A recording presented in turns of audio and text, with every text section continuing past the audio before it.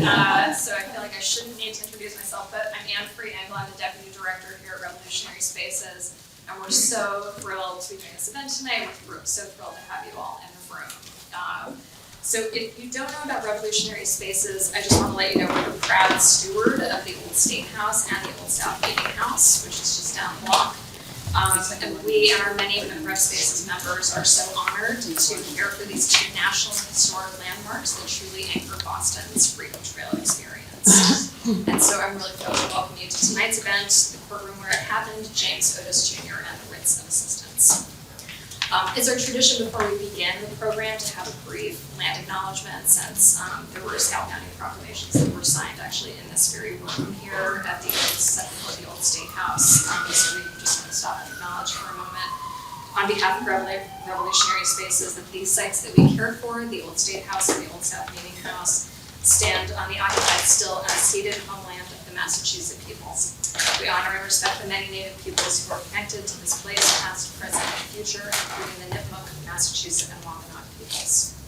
Revolutionary Spaces supports our Native neighbors and is committed to understanding and dismantling the destructive legacies of settler colonialism that are embodied in the histories of our buildings. Sorry, it's always a powerful start to have to acknowledge that at the beginning of the program, so we appreciate the moment to kind of reflect that there's many histories that Could you speak a little louder, please? Sure. It's good to remember that there are many histories that run through these spaces, even as we celebrate a serious patriot tonight.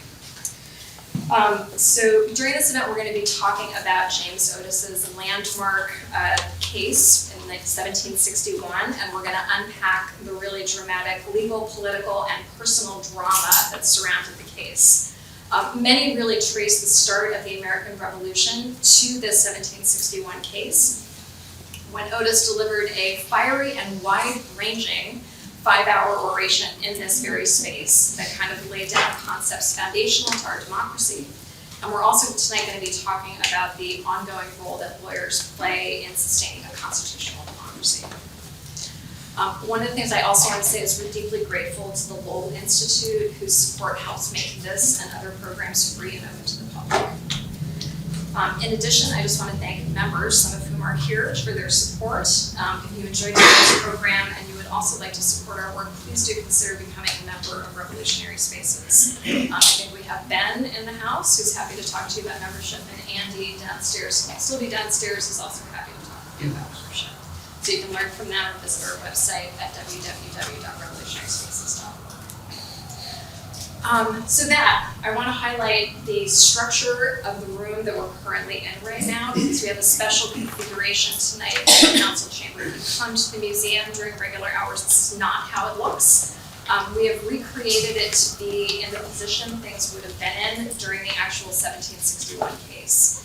So I wanted to kind of read you John Adams' description of the scene so you can place yourselves in this chamber at that moment in 1761. He wrote that near the fire were seated 5 judges, or in this case we have 3 pretending to be judges, with Lieutenant Governor Hutchinson at their head as Chief Justice, all in their new fresh robes of scarlet English cloth and their broad bands and immense judicial wigs. In this chamber were seated at a long table all the barristers of Boston and its neighboring county of Middlesex in their gowns, bands, and tie wigs. And now I'm realizing I made a strategic error in not getting you all costumes. But, you know, maybe we'll do this again. I'll pay for the costumes for you all. So it's now my pleasure to welcome each of our esteemed panelists for the evening. When we were meeting to prepare, we realized that we've got representation of all the backgrounds of the people who would have been in the room in 1761, although maybe not all the perspectives of the players who were here in 1761. The folks here were judges and advocates and avid students of history, as I'm sure we'll learn. So starting from the end of the table and going down, I'm pleased to welcome Akil Reed Amar, the Sterling Professor of Law.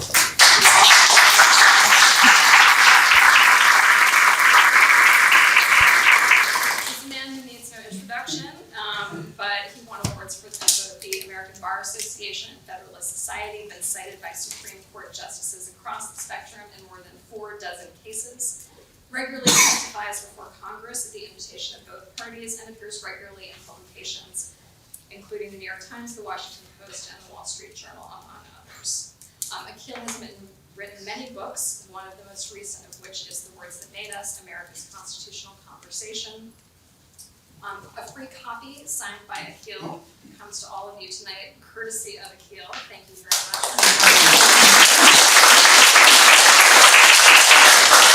Incredibly generous gift. So next, I'm pleased to welcome Chris Duggan, who's one of the most accomplished trial and appellate lawyers in the United States. He's tried more than 75 cases to jury verdict in federal and state courts throughout Massachusetts and in several other New England states. Chris, as an avid historian, founded the James Otis Lecture Series, which provides selected principals and high school students from Massachusetts schools with an annual lecture that addresses important people and events in the Commonwealth's history that helped develop our country as a nation under rule of law. And last but certainly not least, I'm pleased to welcome Bob Cordy, a former Associate Justice of the Massachusetts Supreme Judicial Court, and we're particularly honored to say a current board member of Revolutionary Spaces. Bob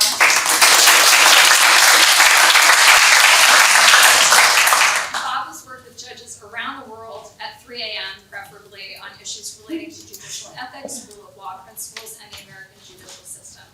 His travels in that regard have taken him to places as diverse as Mexico, Russia, China, Kosovo, Turkey, Uzbekistan, Ukraine, and Afghanistan. So, we're in for a wonderful evening tonight. I'm going to turn it over first to Akil, who's going to set the historical scene for us. Such an honor to be with you. Can you all hear me? Thank you so much for coming. This is a very special place for me personally, for reasons that I hope you'll understand by the end of this evening. Here's what a fellow named John Adams, you may have heard of him, said late in life, and you've already begun to hear from Anne about this. He said about a certain time and place, "Then and there was the first scene, the first act of opposition to the arbitrary claims of Great Britain. Then and there, the child of independence was born." In another formulation, he said, "Then and there, the seeds of patriots and heroes were then and there sown." Now, was he talking about the State House in Philadelphia, which we today call Independence Hall, in July 1776? Because he was there. No, he wasn't. Because from his point of view, it really wasn't about Philadelphia or Pennsylvania. Was he talking about Patrick Henry when he famously said, if he said, we're not so sure, "Give me liberty or give me death"? No, because for John Adams, it wasn't about Virginia or Williamsburg. He, then and there, and there's a reason I'm entering the story this way. Then and there, he's talking about this specific, not town, not this town, not this building, this room. Okay? And he was seated right there. That's the there. And the then is early 1761. Then and there. And so the first chapter of this book, which is the first volume of a 3-volume projected constitutional history of America, is entitled Seeds. And that's an homage to John Adams. It's all about the entire first chapter, what happened then and there, in this room in 1761. And this is what I was originally going to do. It was going to be a prologue. And to be, yeah, John Adams said that, but John Adams was kind of misremembering, hallucinating, exaggerating the significance of his hometown. It's very important in his own mind that he was there, and Jefferson wasn't. Stole the credit for the Declaration of Independence. He thinks he was there and George Washington wasn't and Patrick Henry wasn't, because he thinks more generally the Virginians got way too much credit for the American Revolution, that even Ben Franklin wasn't, because he thinks the Pennsylvanians were taking too much credit. It's all about, so he's every bit as, I was going to say patriotic, but that doesn't capture it. Maybe even, bigoted from a certain point of view, but just committed to his hometown. Think about today a Celtics fan, or a Red Sox fan or something. I saw a kid walking around in my hotel, and he was wearing a Yankees baseball cap, and I'm thinking, someone hasn't told that kid about Boston. Okay, so I was originally going to say, Adams is maybe overreacting just a bit. It didn't quite happen that way. Something important, but not that much. And the more research I did, and the Supreme Court, on at least 10 occasions, has actually quoted this Adams language in the context of search-and-seizure law. I'm going to tell you a little bit about the risk of assistance. So that's how I was originally going to write it. And the more research that I did, the more I came to see actually Adams has a really important point. Several important points, and I'm going to try to get them out today. So one kind of personal point for him is that James Otis was a very important figure. Maybe as important as, maybe more important than Patrick Henry, who was this flamboyant trial lawyer in Virginia, and maybe a little demagogic, but maybe a bit of a rabble-rouser, but a very impressive trial lawyer. But and everyone's heard of Patrick Henry, but not so much James Otis, who was Adams's friend and who was here in the writs of assistance case. So there's a personal dynamic, and even more personal because John Adams is in the room, sitting over there as a young lawyer, watching the whole thing. But the deeper point is he's actually right. The deepest sense, the American Revolution actually is a Boston story, most of all. It's not a hallucination. That we talk about the Stamp Act riots and the Boston massacre right there. And Stamp Act riots are in 1765. And the Boston massacre in 1770, right here. And the Boston Tea Party right over there in 1773. And Bunker Hill, I guess the remembrance was just yesterday, and Lexington and Concord. Okay, we're not hallucinating, stuff really did happen here, and not so much in colonial Williamsburg or even in Philadelphia or New York. Okay. So the American Revolution is very much a story about Boston and Bostonians. Sam Adams, John Hancock, and yes, James Otis.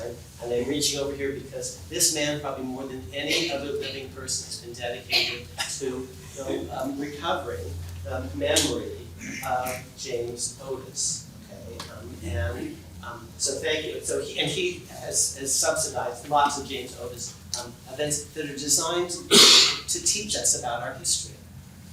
And I love that you're all here. The only thing that I have a slight twinge about is I'm not seeing as many people under age 25. He's devoted very much to teaching the younger generation about our history as well as us seniors. Okay, so that's the there. What about the then? If John Adams is right, everyone, until this book, honestly, has actually started the story at the wrong time.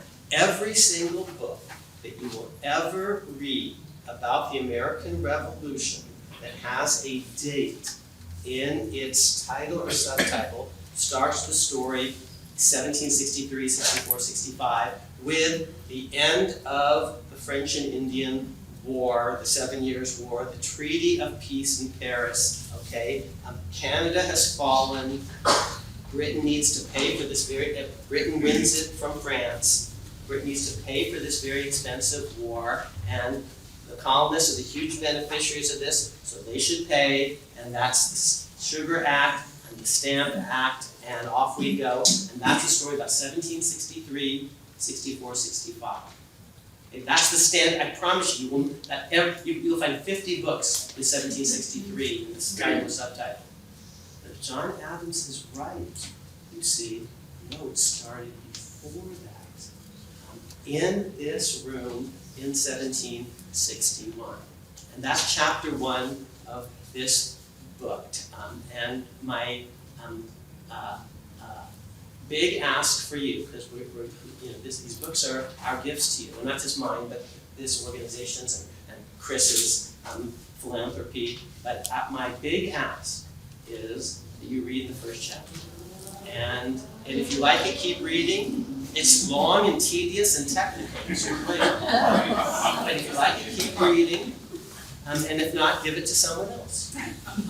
And if you really like it, give it a 5-star review on Amazon.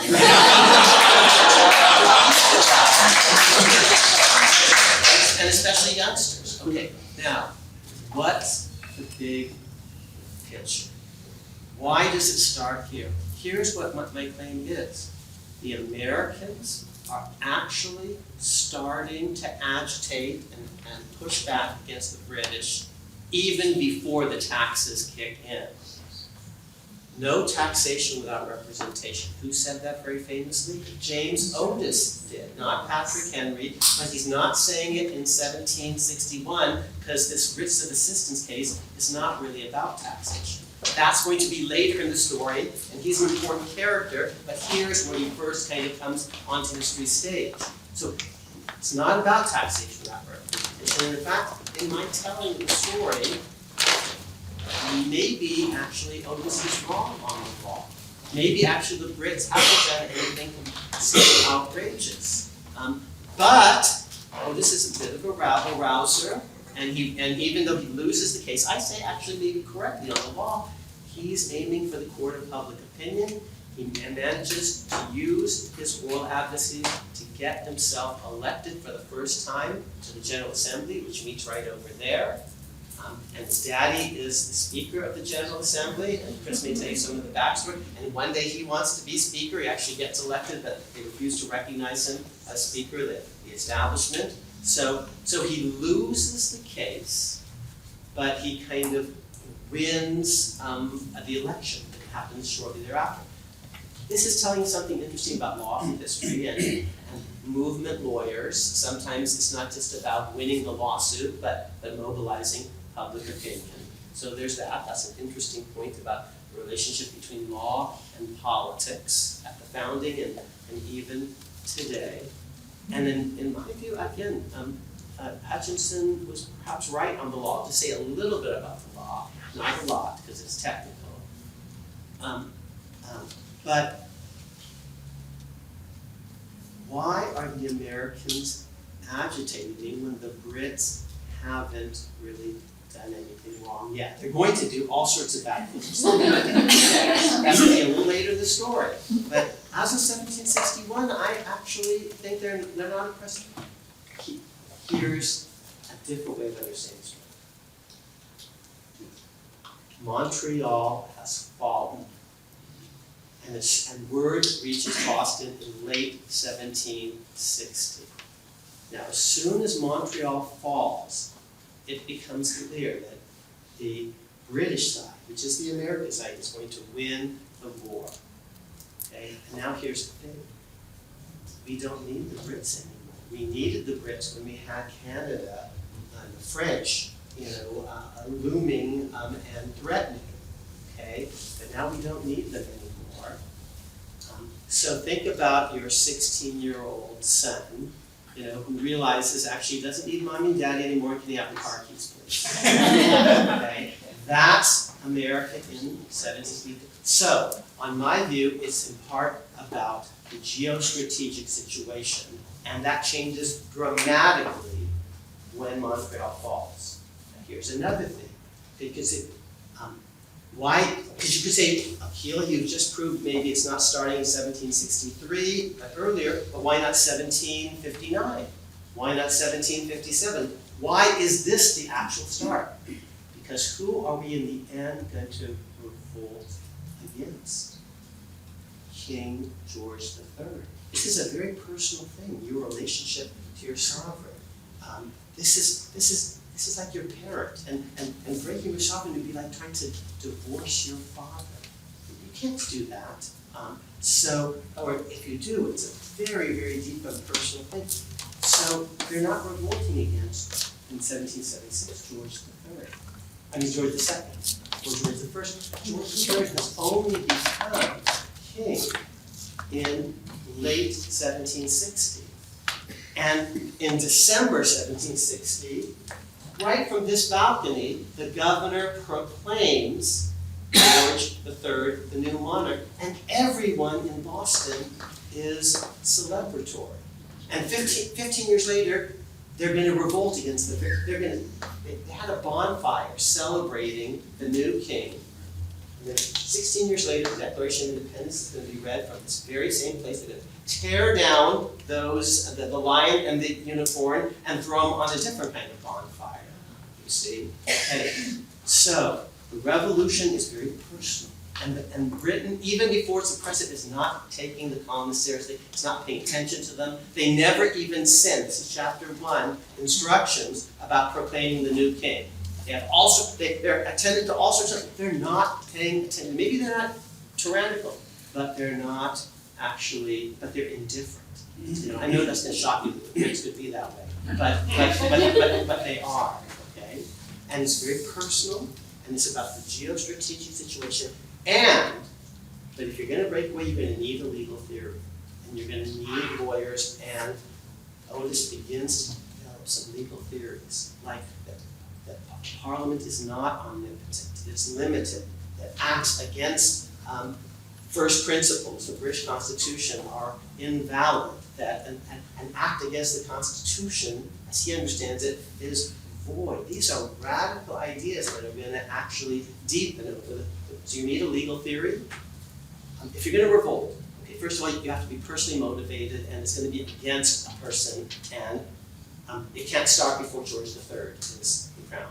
And you're not going to revolt unless you can do it militarily, and you can't until Montreal falls, and you're going to need actually a theory if you're self-respecting. And so the seeds of the American Revolution, legal, military, and personal, all come together for the first time right here in this technical dispute. Chris is going to tell you a little bit more about it, but I'm just going to tell you a little bit about the technical issue, and then the big point about why this is so important to Allen's. Here's the technical issue in the case. The Brits have all sorts of customs laws. You have to pay. Someone has to pay for the for defense. And believe it or not, actually, Bostonians don't like paying. Believe it or not, actually, they prefer smuggling. I mean, who would have thought smuggling in this town? And the merchants are all evading the customs duties, and the juries, the citizens, the voters of Boston who are going to elect James Otis, they're happy with this because the smugglers are keeping the costs down. Oh, there's a new king. He's being proclaimed at the end of December 1760. And when you have a new king, the rule in England is all sorts of writs have to be reauthorized. And there's this one writ, because the king is dead, long live the king, the new king. This writ that needs to be reauthorized gives British authorities very broad power to search and seize, to detect customs violations. Okay? And the merchants don't like that, and the people, the consumers in Boston don't like that, and Otis senses an opportunity. Oh, I'm going to go and grandstand just a bit. I'm probably wrong on the law. That's at least when I heal things. But even if I lose on the law, I'm going to win in the court of public opinion. I'm going to get me elected to the colonial legislature, and my career will be launched. But the technical issues in the case are about whether the government has broad power to search and seize even private homes, warehouses, and other places to find uncustomed goods, smuggled goods. That's the technical legal issue of the case. Final point. So why is this so important to Adams to tell us that there and then happening?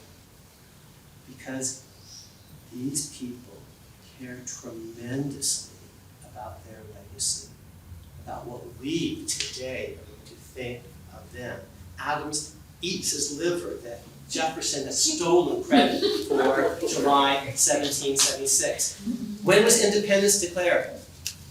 July 2nd. Okay, and John Adams seconds that petition. Oh, but everyone, that motion remembers the 4th when we adopt a document called the Declaration, which Jefferson says he authors, but in fact it was a joint product. And so Adams thinks that the credit for all of this is being stolen by Jefferson and the Virginians, and I'll just give you one final little factoid, and it's hiding in plain sight, and you all know of it. I'm not sure you understand the significance of it.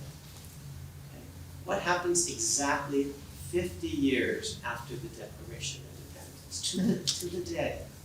John Adams dies, and on his lips, he says Thomas Jefferson still lives, which is not true, because they don't have the internet at the time, and Thomas Jefferson has predeceased Adams by a few hours. Okay? Now, you know that, but here's what it means. Okay, these people are crazy people. John Adams has been waiting 10 years just to die on that day. Okay? And you know how hard it is to live for 10 years and then die on the day you want to? None of you can do it even if you try. The force of will of these people, and not just John Adams, but Thomas Jefferson too. Okay? And they're not trying to die on their birthday or their wedding day or something. Okay? Because they gave their lives for this revolution, and it's so, and what is Adams obsessing about? Thomas Jefferson, okay? This is all hiding in plain view. They care intensely about their legacy, about the story, about us, frankly, okay? So, and as part of that, John Adams insists that it wasn't Virginia, it wasn't Philadelphia, it wasn't Ben Franklin or George Washington or Patrick Henry or God forbid Thomas Jefferson. It was James Otis, John Adams sitting right there as a young lawyer, and it was lost. So that's what it was all about.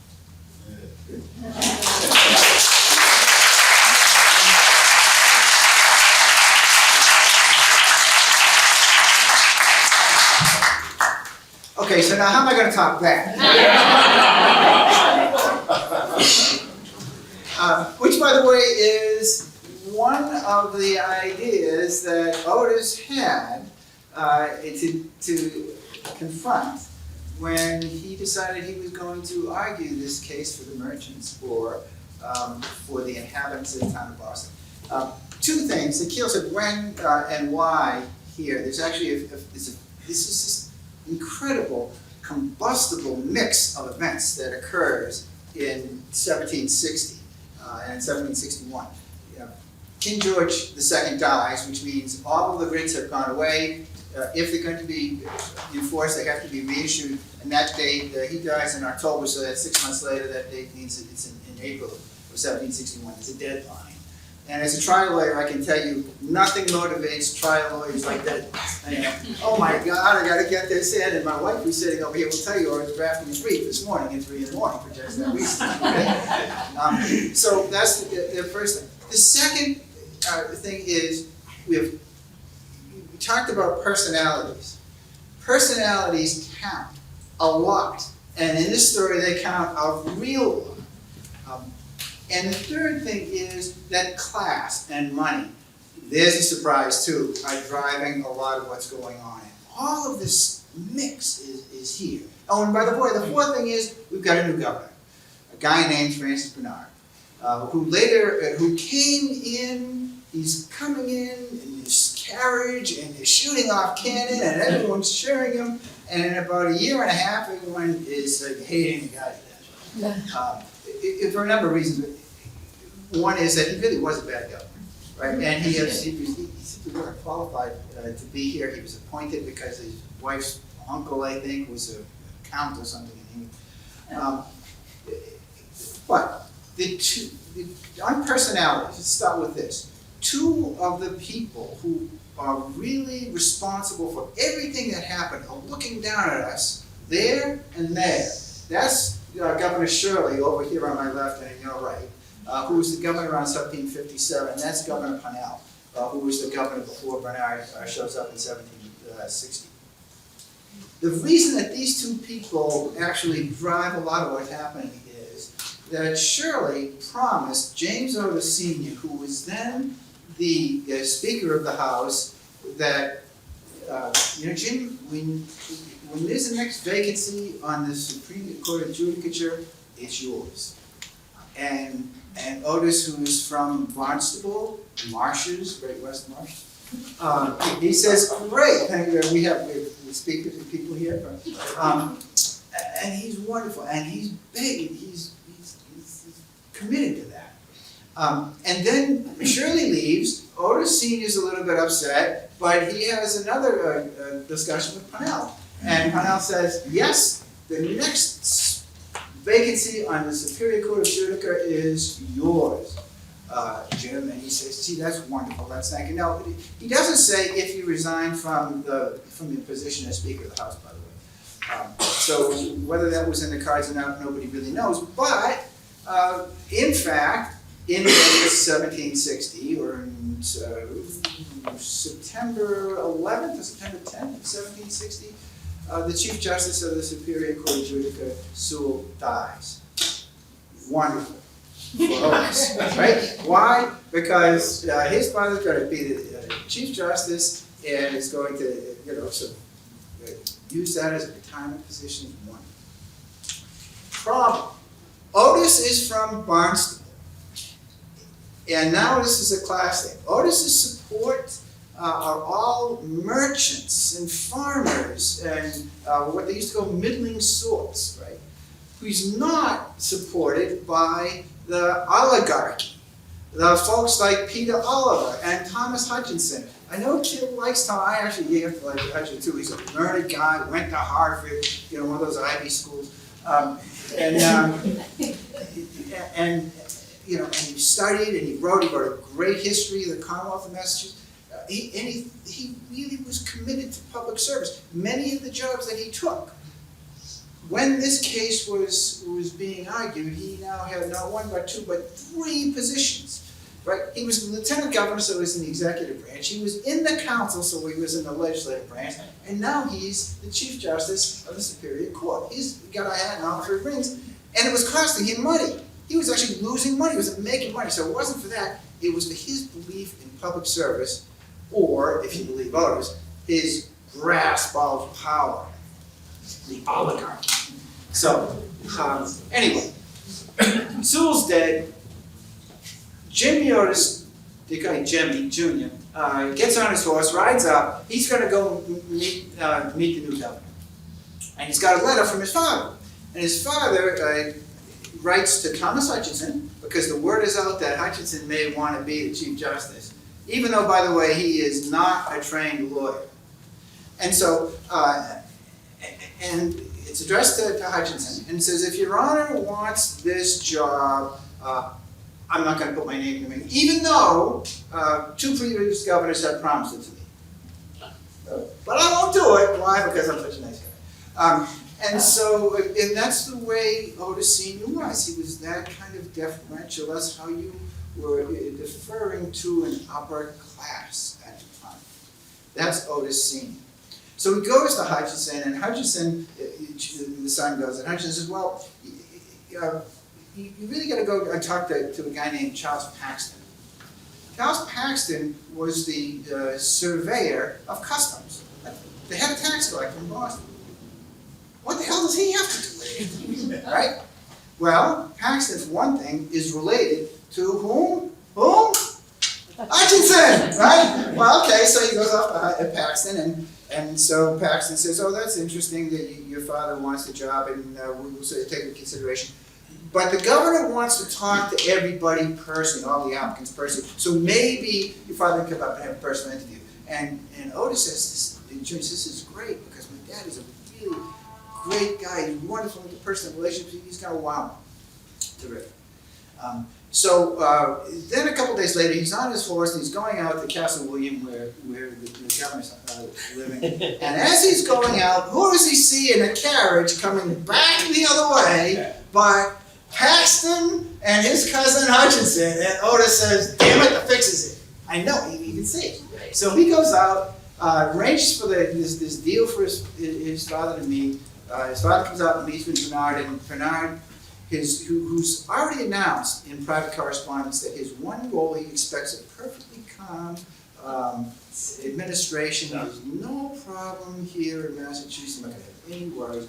All he's here for is to get a better pay, more money than he was making in New Jersey as governor before he changed. And this is wonderful, and we're just going to we're going to have a government that is on I think he said a broad bottom.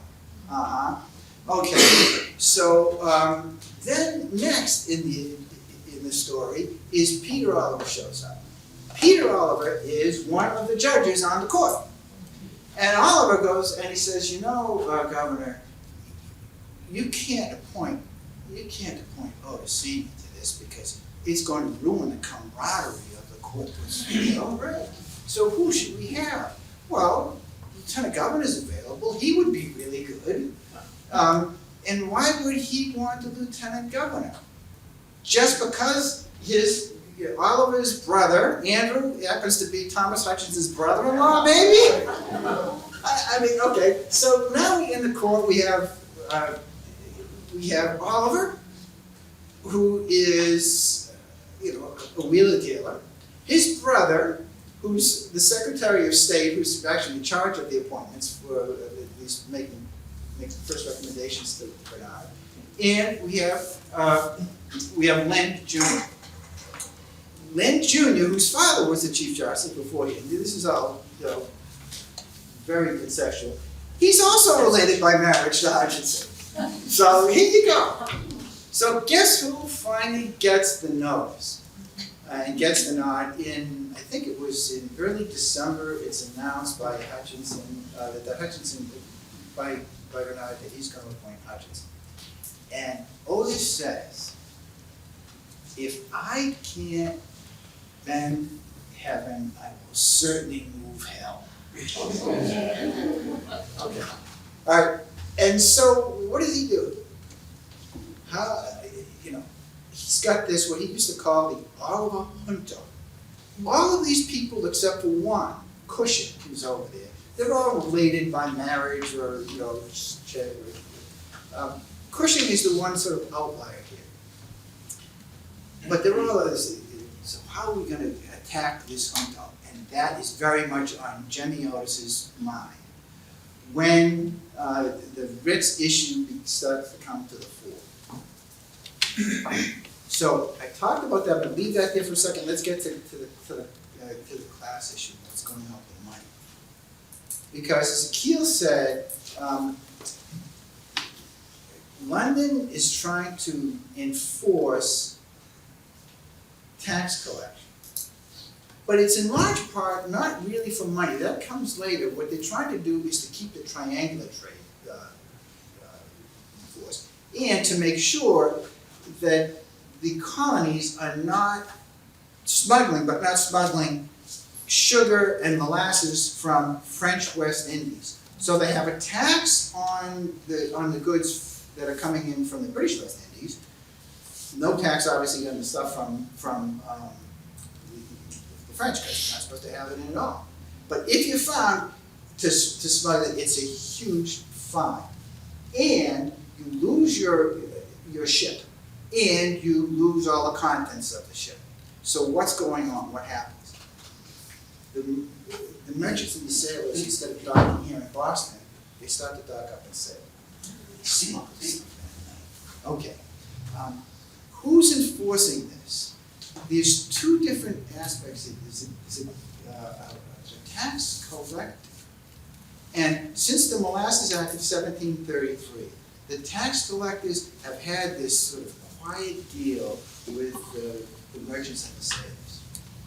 Instead of getting your ship taken, and instead of paying this huge tax, going to take care of tax collectors in the party, right? So it's all working all well and good until William Pitt shows up on the scene in the middle of 1760 and he says, we have to enforce this deal because now we have to pay for the fact that we just won France and beat France and won Montreal. Now we have to pay for it. And so this has to be done and sends a letter to Bernard and the other governors insisting that they go on and enforce it. And how do you enforce it? You enforce it by these writs of assistance. And the writ is a general order, a general writ, it's an order of the court maybe, that anybody can go in, no probable cause necessary, no specific writ as to whose barn you're going to or whose house you're going to or what you're actually going to look for, what the basis is, nor is it end. It goes on forever. And it can be given to your neighbors or your friends or your relatives or anybody else. So if you want to get at somebody, somebody that done you harm, hey, get a writ, get somebody with a writ and go search his barn. So that's what's going on. Now, who's making the money from this? The way this happens is that the customs officials go in, if they find smuggled goods, they steal, they take the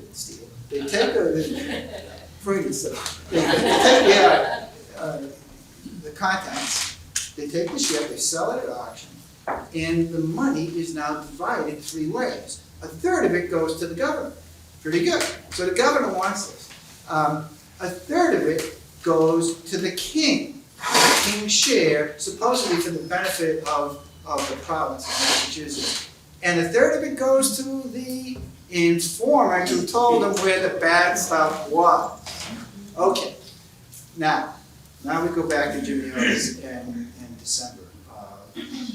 He has it out for Hutchinson because now Hutchinson has taken his brother's spot. He has it out for the Junto, the Oliver Junto, because they're blocking the growth, the ability to move up. If you're coming from Marshfield, the Marshes or Barnstable, no, you have to be in Boston and you have to be, and Otis was a Harvard graduate, by the way. His father wasn't, but he was. But he was not a high up on the list. He was not in ranking because they did class rankings not by how well you did, but by how well your family was placed. So this was a really feudal system. And Otis is saying, we're done. Something different is happening here. So now, he devises this strategy to get at the Oliver Junto. He is the vice admiralty counsel still at the time. And after this goes down with Hutchins' get appointment, he starts looking at the records. And what does he find?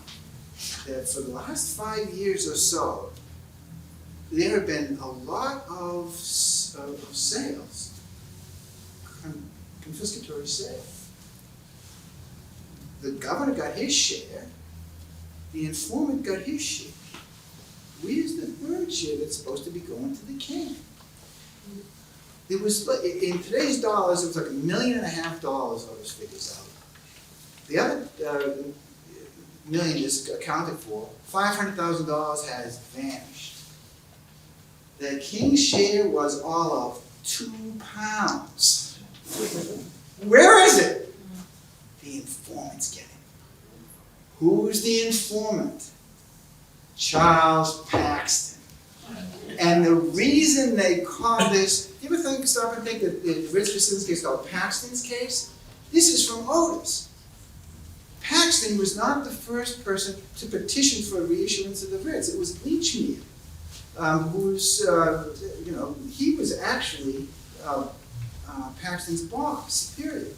But Leachmead was the guy that filed the original writ to reinforce the writ, reissued writ. But Otis starts calling it Paxton's case. Why? Because Paxton is truly despised here. People know he's a tax collector. People know he's pocketing the dough. People know that he's weaseling his way out. You know, he is everything that Otis and people like in the merchants despise. And he starts calling it Paxton's case, and that's why we call it Paxton's case. There was actually a Paxton's case. Otis brought it at the same time as this one was going on. He brought it where? Not in a court, because the courts this had been gone to the Vice Admiralty Court. Who was in charge of the Vice Admiralty Court? Lind, one of Hutchinson's in-laws. He brought it in the House of Representatives, where who's the Speaker of the House? His dad, right? You might say affects many, no, maybe not. So then they have this big, not so much a trial, but an investigation that shows from December all the way up until the middle of January, end of January, where the money has gone. And the money's gone to Paxton, and Paxton's putting it in his pocket. And who do they bring it on behalf of? Not the Commonwealth, they bring it on behalf of the King. It's brilliant, it's absolutely brilliant. And who devises this strategy? Otis devises the strategy. And where is his name on any of these papers? Nowhere to be found. You know, I mean, this is almost like Sam Adams would do later. The same kind of device strategy, no fingerprints on it. But so he represents the merchants in this case that's being tried up in the General Assembly. And then the Ritz case comes up, which is the first case, major case that Thomas Hutchinson is going to sit on as Chief Justice. And Otis resigns his spot as Vice Admiralty Counsel. And he starts his argument here, and it's absolutely brilliant. The lawyers, by the way, are listed over here. You can see the pictures of them over here. Who are the lawyers? Gridley is going to argue for enforcement of the writs. The writ should be vacated. Gridley is Otis's teacher in the law. Otis does not argue for the writs. I know, and I absolutely right. Oxenbridge Thatcher does. I mention that for two reasons. One is I just love his name, Oxenbridge Thatcher. Isn't that wonderful? How do you know they have a kid named Oxenbridge? I mean, I'm over my grandchildren. But Oxenbridge Thatcher was also one of Gridley's students, and he may well have made the best technical legal argument to go to Keel's point when he makes the argument that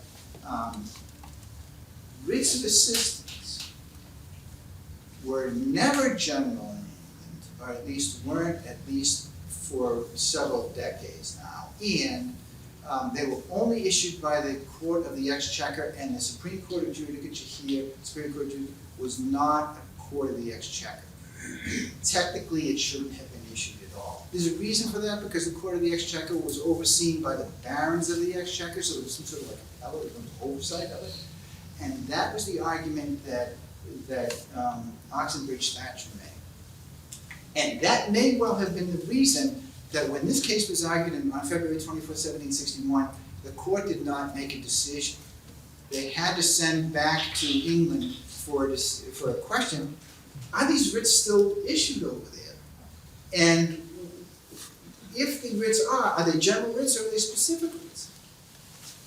And so Hutchinson asked that, and the person Hutchinson asked that, that's another part of the story I'll get to in a minute. But Otis gets up and he says this in his opening. And we know this because there's a young lawyer that Akil mentioned sitting over there taking down notes, starting to take down notes. And after he tried to take down, there's no stenographer, unfortunately. So he makes a 5-hour argument, and I'm going to give you all 5 hours of it right now. All right, so he starts like this, and he says, may it please your honors, I was desired by one of the court to look into the books, and to consider the question now before them concerning the writs of assistance. I have accordingly considered it, and now appear not only in obedience to your honor, but likewise in behalf of the inhabitants of the town who have presented another petition and out of regard to the liberties of the subject. Now, listen to what he's saying here. It is brilliant advocacy. It really is. First, I was asked by one of you on the bench. I'm here, as Akil now does, as an amicus curiae. I'm a friend of the court. I don't have a dog in this hunt. I'm just giving you how it is. That's what he says. That's the import of that. And then he says, I appear not only in obedience to your honors. Obedience to the court is always a good thing if you're the trial lawyer, I can tell you that. But likewise on behalf of the inhabitants of this town who have presented another petition. He's talking about the case that he's arguing up at the general court against Paxton. Remember, your honors, it's this guy's Paxton that these guys are after because they're stealing your money. That's what this is about. And then he says this. And before I get to this, I want to take one other out. Ridley gets up, makes the original argument, and Ridley makes the very reasoned position that the whole of the customs system, the mercantile system, on which all the colonies are based, are grounded in this writ of assistance. And he says, if this is not enforceable, the whole system is going to fall apart. And then he goes on and says, and so it's more important that we maintain the revenue that's going to support the system and the king than for some of your liberties, some individual liberties are going to be damaged. That's Ridley's argument.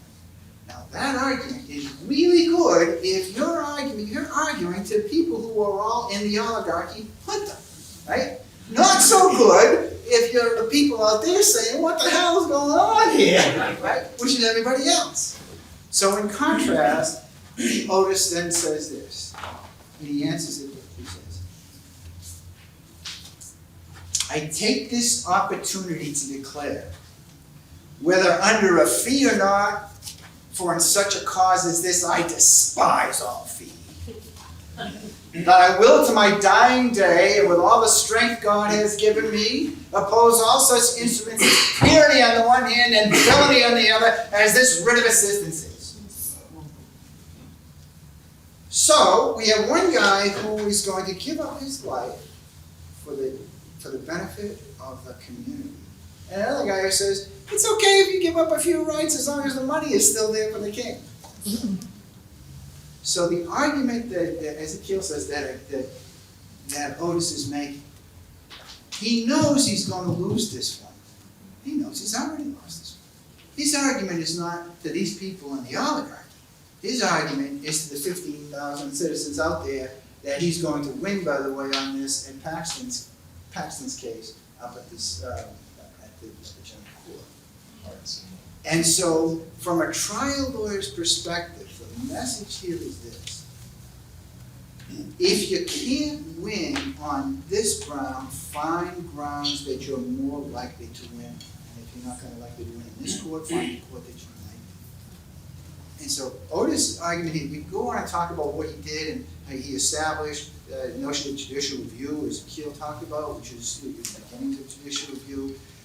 He argued based upon Locke and Bond's case from Cook in 1610 that there was a higher law. So he gave the court something to consider. But the real court he was arguing to wasn't in this room. The real court he was arguing to was out there. And as John Adams said at the end, not a man among us left without being willing to take up arms against the writs.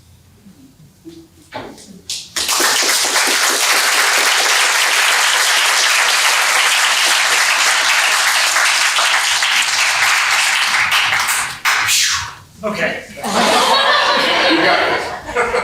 I'm so pleased to be here with you at this very special place this evening and to have learned so much from the two historians who have preceded me and have taken us back to the days when the child independence was born.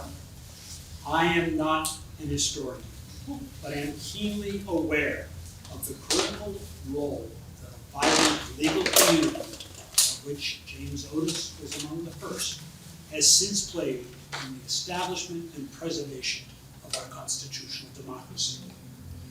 As the great French historian Alexis de Tocqueville observed in his visit to America almost 200 years ago, in visiting Americans and studying their laws, we perceive that the authority they have entrusted to members of the legal profession and the influence which these individuals exercise in the government is the most powerful existing security against the excesses of democracy. And indeed, that has proven so true throughout our post-Otis history. Lawyers in government, lawyers as judges, and lawyers as advocates and protectors of our rights and freedoms. So let me start with the witness in the room, Attorney John Adams, who accomplished many extraordinary things in his lifetime, but the one accomplishment that stands out in my mind and my experience is his role as the primary author of the Massachusetts Constitution of 1780. Yes, almost a decade before there was a United States Constitution, the product of the founding fathers, attorneys Adams, Jefferson, Hamilton, and others. But that 1780 Massachusetts Constitution begins, not ends, with a Declaration of Rights, enumerating many of the lessons learned from Otis and others. Its first declaration proclaims that all men, now people, are born free and equal and have certain natural, essential, and unalienable rights. It then goes on to protect all people from unreasonable searches and seizures, not supported by probable cause established with specificity and under oath and affirmation.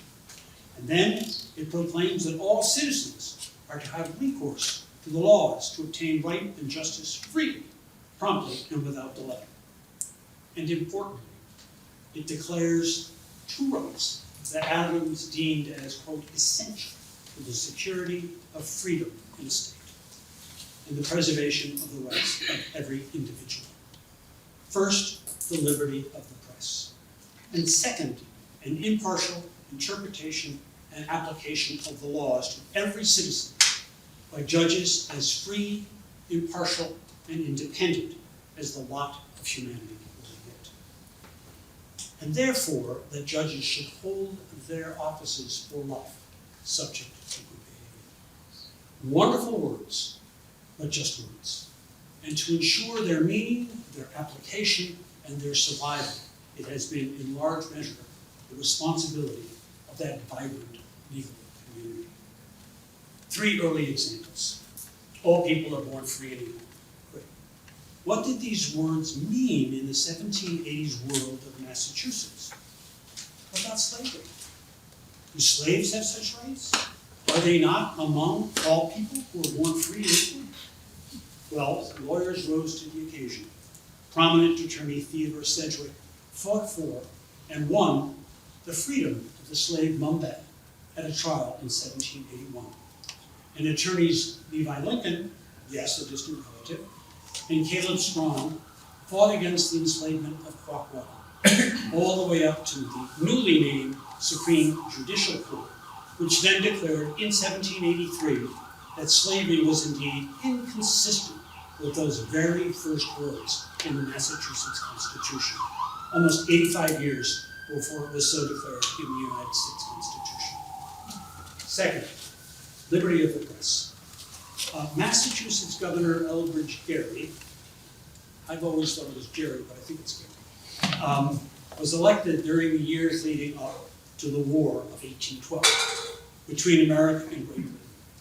The newly elected governor was greatly criticized in the Boston media for his many statements about the looming war and his actions in trying to consolidate his power as governor, and some would say usurp the power of the other branches of government. The governor was angered by this flow of harshly negative articles, labeling him as a liar and slanderer, and he directed the state prosecutor to investigate and turn these criminal libels against him. The prosecutor, in turn, identified 253 articles written in newspapers that he believed were libelous and sought to bring criminal charges against their authors and publishers. Such criminal charges, of course, had to be presented by the prosecutor to the grand jury, which at the time was to be instructed in the law by a justice of the Supreme Judicial Court. In this instance, the justice, Isaac Parker, instructed the grand jurors that in order to commit a criminal libel, one needed to act with malicious intent. That is, intent to cause personal harm to the subject of the article, and further, that a democratic society which depended on citizens being informed about the character of the officials they were electing to public office, the truth of what was written in the articles was relevant to whether the intent of the writer was to inform the voters rather than simply to cause personal harm and discomfort to public officials. The result was that the grand jury only authorized the bringing of criminal charges against the authors of 10 articles out of 253, far fewer than the prosecutor and the governor expected. The governor reacted furiously and in private correspondence with the judge threatened repercussions, including removal by impeachment, unless he repudiated his position. When the judge would not, the governor issued a report to the legislature, excoriating the judiciary and its usurpation of power, setting the stage for possible impeachment proceedings. The press caught wind of this struggle, and published reports on it in the newspapers, committee newspapers. The governor was not reelected at the next election. Meanwhile, the judge became the Chief Justice of the Supreme Judicial Court and the first professor of law at the newly formed Harvard Law School. Hooray for him. I tell this story as merely an early example of how the freedom of the press was protected by a judiciary that understood the important role it was to play in a constitutional democracy. Third, judicial independence. As mentioned, in order to ensure judicial independence and impartiality, the Declaration of Rights provided for life tenure for judges appointed by the governor and confirmed by the elected executive council. But in light of the dissatisfaction of some citizens, at the Massachusetts Constitutional Convention of 1853, undoubtedly taking place at the old South Meeting House, there was a proposal to limit judicial terms to 10 years and to provide for their election rather than appointment. The proposal was gaining momentum until one of the great lawyers of the time, Rufus Chubb, rose up and spoke eloquently in defense of judicial independence in opposition to the proposals which would essentially make judges more responsible to the mob than the law. Thankfully, he prevailed. And his statue, designed by Daniel Chester French, stands today in the Great Hall of the John Adams Courthouse, just up the street, where lawyers routinely polish his left foot before they enter the courthouse. Finally, let's not forget about our own Oliver Wendell Holmes, whose seat I occupied when I served as a justice on the Massachusetts Supreme Court, and who declared in 1894 the importance of transparency in ensuring the critical need of public trust in an independent judiciary. He did it in these words, which I love. It is desirable that judicial proceedings should take place under the public eye, because it is of the highest moment that those who administer justice shall always act under the sense of public responsibility, and that every citizen should be able to satisfy himself with his own eyes as to the mode in which this public duty is performed. And some, throughout this nation's history, courageous lawyers have been counted on to support and advocate for the principles on which our country was founded, and to be steadfast in their support of the judiciary when its independence has come under attack, and to ensure that the laws are applied equally and fairly to all people, regardless of their status or popularity. Recall, for example, John Adams and Josiah Quincy's successful representation of the soldiers accused of murdering the colonists in the Boston Massacre right outside this window. A representation which Adam recalled at the end of his life as perhaps the greatest service he ever rendered to his country, ensuring that the law applied even to those who were most despised. Now, leaving history behind a little bit, over the last 20 years, I've had the privilege of working with judges and lawyers from dozens of countries around the world, from Eastern Europe, Central Asia, the Middle East, and Africa. Most of these countries were struggling with the problem of establishing a legitimately independent judiciary and a respected legal community to support it. Without exception, everyone I met in this context was eager to understand the American experience with justice and to replicate it in some way within their own societies.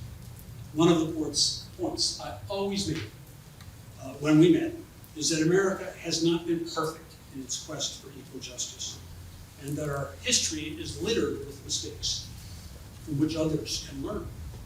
But what is redeeming in our history is that we take our imperfections very seriously, and we work tirelessly to identify and expose them, to debate them publicly, and to correct them when we can. Vital to this process, to the discourse, which is absolutely essential to the correction of our compass, are lawyers. Lawyers who are prepared to stand up and speak against injustice, whether it be at Guantanamo Bay, or in the Dorchester District Court, or before the United States Immigration Service. And of course, we know that the path to autocracy and tyranny requires the neutering of independent judges, the freedom of journalists, and the ability of the lawyers who advocate for them. Thank you, Presidents Putin and Erdogan, for highlighting and exemplifying such tragedies in today's world. And thank you all for your patience.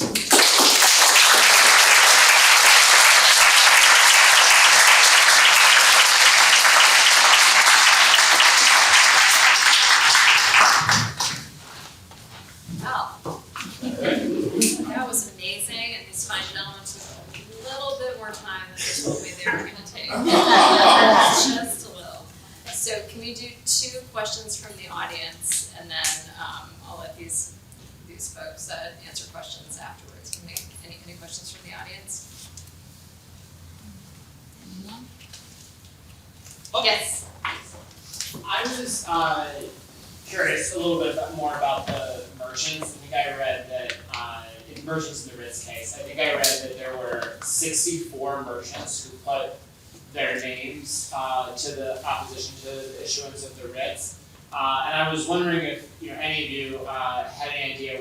I understand you said that they were smugglers. Why did they put their names out there rather than trying to stand behind each one of them, or why did they all stand up and name themselves?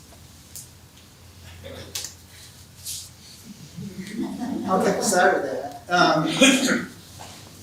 A couple of reasons.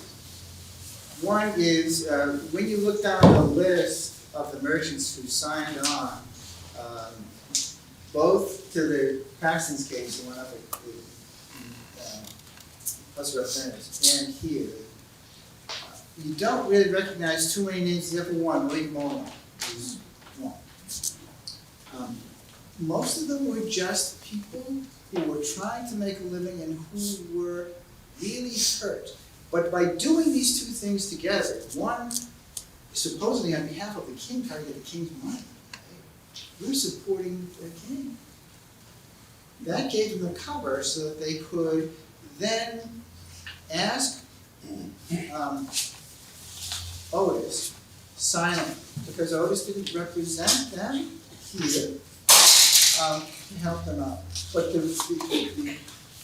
real reason is that they honestly thought that there was that the Ritz, which had never been enforced here in Massachusetts, even since 1733 in the Molasses Act, suddenly things are going to change, and they didn't have a voice in it.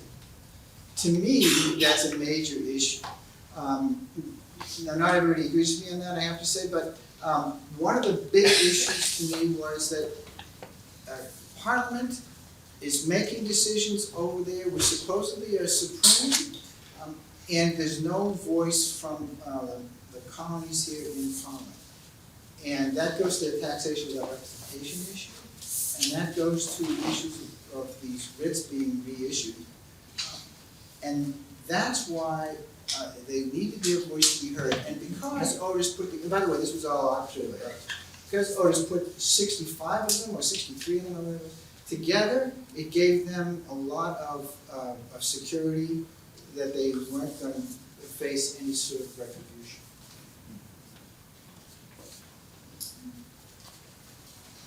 Thank you all, by the way.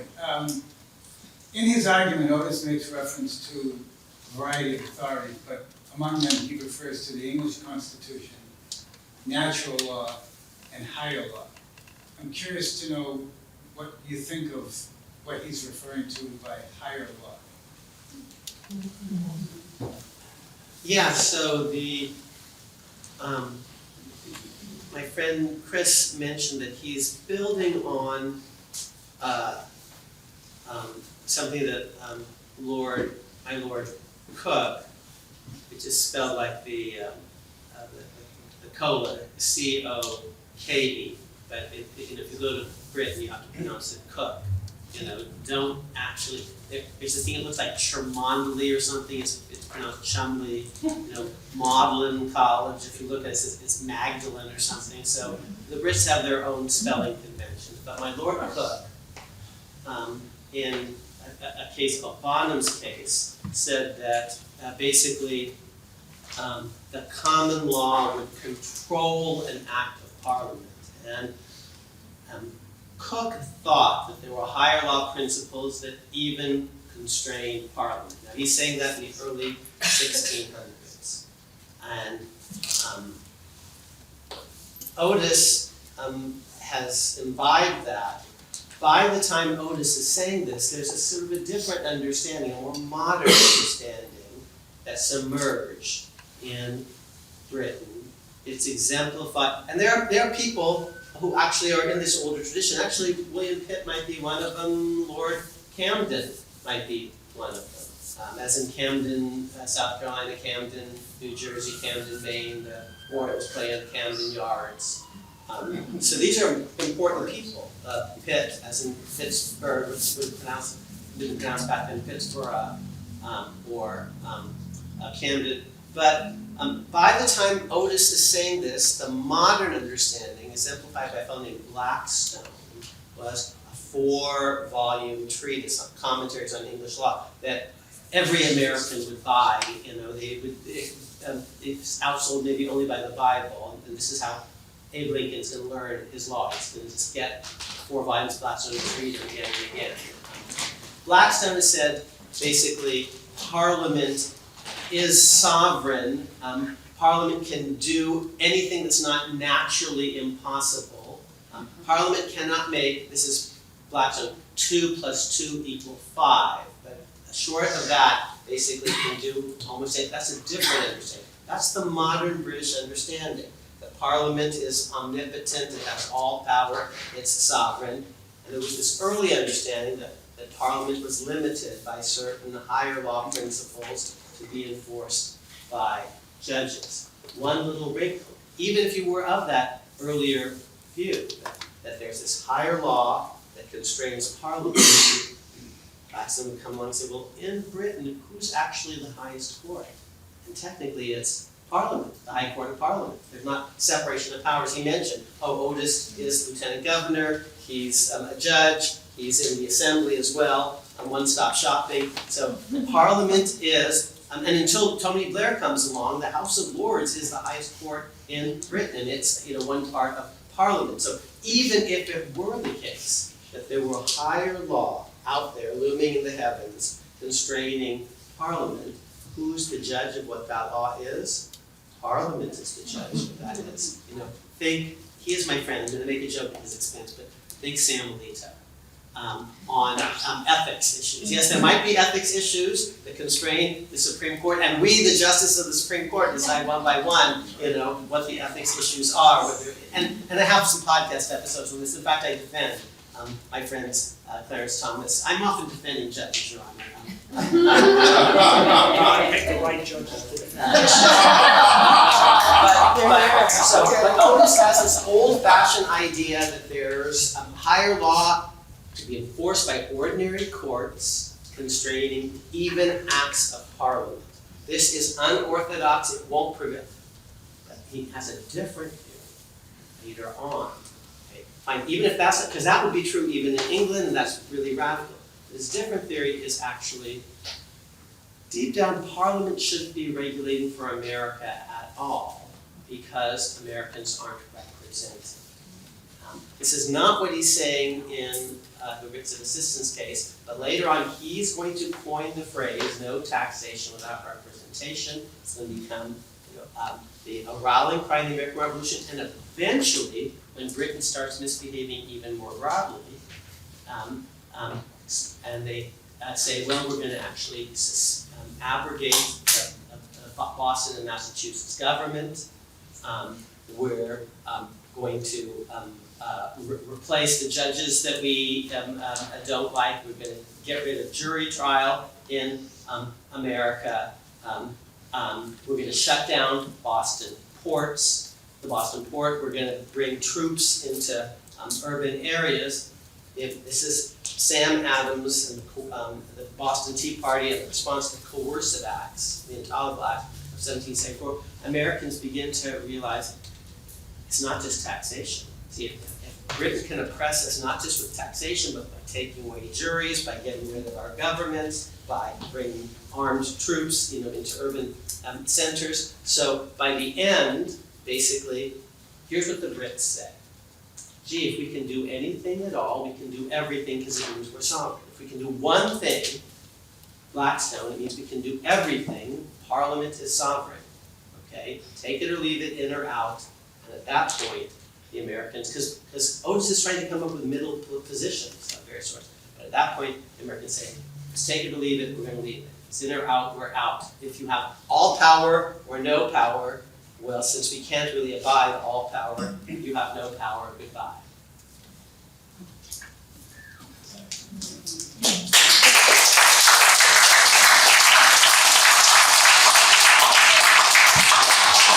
Try to sneak in a question, so I'm gonna allow one more question at that. So in your book, the book starts off with the death of King George II. And it reminded me, I don't know if you've ever read the Guns of August. I have. It reminded me of how that starts with. Oh, the 9 kings, and Barbara Tuchman. Look, I think sometimes on my good days I'm an okay writer, but then I read the great writers. Barbara Tuchman is a great writer of history. Since this is the first of 3 volumes, but volume 2 is, this is how we, Americans, become a we. Because at the beginning of the story, there is no America. There's Massachusetts, and there's New York, and there's South Carolina, and they don't even talk to each other. So how do we come together? Because when Otis is crusading, no one outside Massachusetts paying any attention. So this is volume 1, how we come together, how we become us, the U.S., the United States. Volume 2 is, which I'm almost finished with, is 1840 to 1920. It's called Born Equal. It's all about women's equality and blacks' equality, ending slavery. And volume 3, if I live long enough, is Ernest Toast, how we become international, 1920. And I'm telling you this because you know what I'm actually reading for inspiration? I'm reading truly great writers, like Tolkien. Okay, I just done Fellowship of the Ring, now I'm in the middle of the 2 Towers or something. So, the first paragraph of Barbara Tuchman's book is an amazing opening paragraph. It's about the 9 kings at a funeral, and we've got Kaiser Wilhelm, and we've got Edward, I guess, and maybe it's George. I can't remember. Maybe it's George. But she can write. But what I am trying to do, in this book, is to tell a story about people. It's character driven, and I'm being honest. It starts out a little slow because I'm also trying to tell you some of the legal technicalities and all the rest. But if by the end of the first chapter you don't have a different way of thinking about the American Revolution, Tuchman was less interested in kind of analytic history. She was less of a scholar. She was more just a pure storyteller, narrative history, but wow, did she tell a story. Okay, just to wrap this up, thank you again to Akil, Chris, and Bob, who were amazing.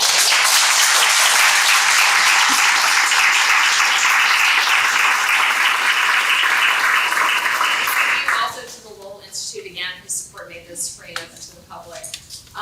We are still finalizing our fall schedule for public programming at Revolutionary Spaces, but I did just want to give you a spoiler alert, 2 reasons to sign up for the newsletter to make sure you're in tune. So on November 26th, we're going to have a double header of a day. In the afternoon, we're going to be partnering with the James Otis Lecture Series for a panel called Teaching Hard History.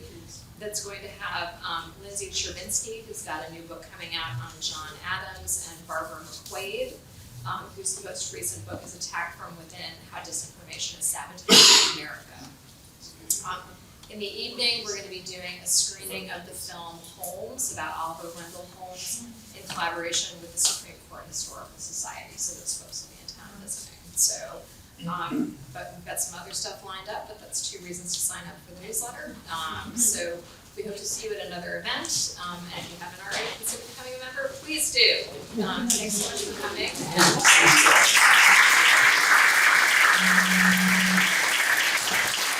I have one question. Is Barstool? Yes.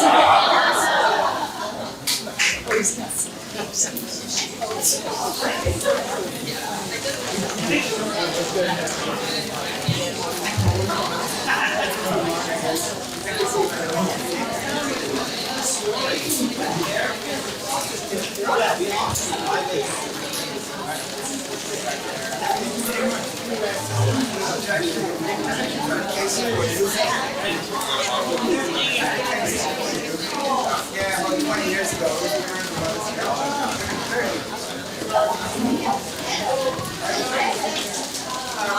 it was